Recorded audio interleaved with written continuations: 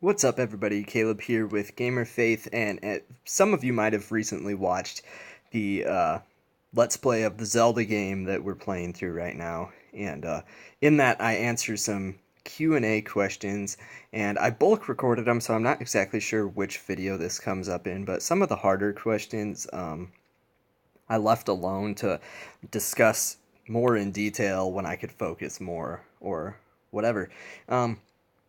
And two questions that kind of go together that I actually get these a lot. Um, One person worded it, what can I do if I begin to lose desires for God? And another person worded it, how do you relight that fire, that the love for God that we have when we're first saved? And I think those are really good questions. This is not a comprehensive answer that's going to fully 100% answer that. And this is just some of my thoughts. And one thing that I think it is very important to consider uh, in thinking about this. So this is Psalm 115, ESV. So it starts, not to us, O Lord, not to us, but to your name give glory, for the sake of your steadfast love and your faithfulness. And then it moves on to say, why should the nations say, where is their God? Our God is in the heavens. He does all that he pleases. Their idols now, this is where it gets really interesting. Their idols are silver and gold, the work of human hands. Now, speaking of the idols, they have mouths but do not speak, eyes but do not see. They have ears but do not hear, noses but do not smell. They have hands but do not feel, feet but do not walk, and they do not make a sound in their throat. Those who make them become like them, so do all who trust in them. Now, it's that last line there, verse 8, that I was reading this. I think I was on the bus, and it was like, wow. Those who make them, meaning those who make idols, become like idols. Um, and those who trust in their idols become like their idols. And what do idols do? Well, they do nothing. They, um, you know, they have mouths, but they don't speak. Um, they don't hear. They don't feel. They don't smell. They don't walk. They don't move.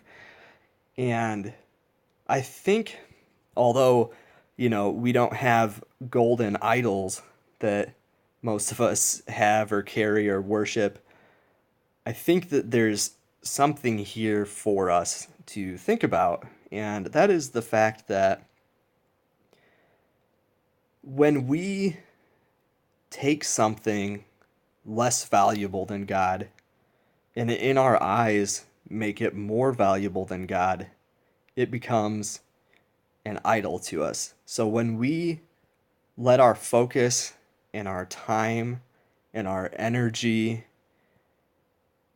be sucked in by things that are less than God, we become like those things, meaning we don't feel, we don't hurt for others, we don't care, we don't speak, we don't pursue our mission in God. We become like stone almost, you know?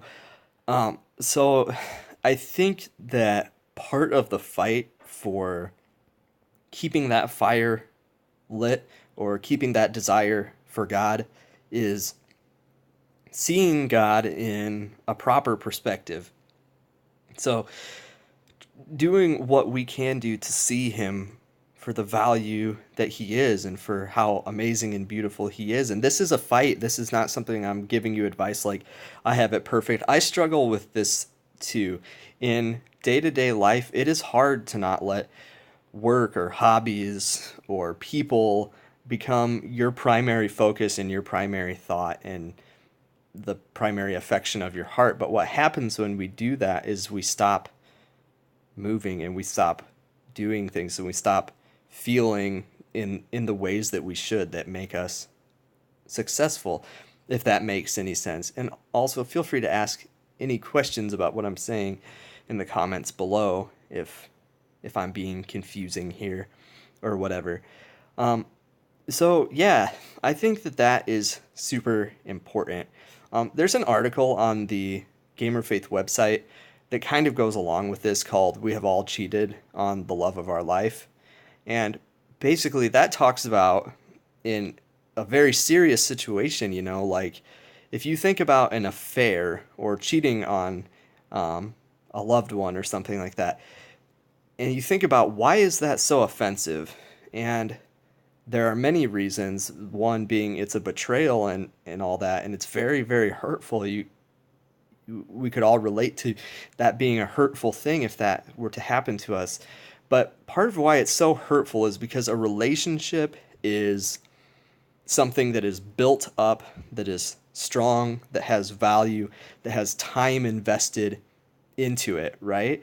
So if you get in a serious relationship, you invest time and energy into getting to know that person and getting to love that person and caring about that person. And as that time is invested, that becomes a stronger and stronger and more valuable thing. And a lot of times what an affair does is it takes that valuable thing and then it betrays it with something that's less valuable, that doesn't have, you know, commitment and time and energy. It's a less valuable thing, so it hurts to choose that over the thing that is valuable. It hurts when a something less valuable is is given whatever time or energy over something that is ultimately more valuable. And we are prone to doing that to God oftentimes, I think. We let circumstances or hobbies or people or things become our primary affection, our primary source of time and energy. And I think that's an awfully hurtful thing to do when God obviously is more valuable and obviously deserves our affection more. The Creator is obviously more important, and so many times we devote our time and energy to lesser things. So, if you're wanting to get that back, I would encourage you to take and set a time and a place and ways to, maybe it's listening to worship music instead of secular music or angry music or whatever. Maybe it's getting up in the morning or before bed. Some people are night people, some people are day people. I like to get up early and do exercise and read Bible, and that's something I've been trying lately, and it's been really helpful because I know that that's when I'll have the most focus. To actually set a time and say, hey, I'm getting up an hour earlier to do this stuff, and then be there and commit to it. And if you say this isn't working, push in, push harder, push. If it's not giving you what you want, try new ways and try new things. And then the foundational things like reading your Bible, pull in and really focus and push in further and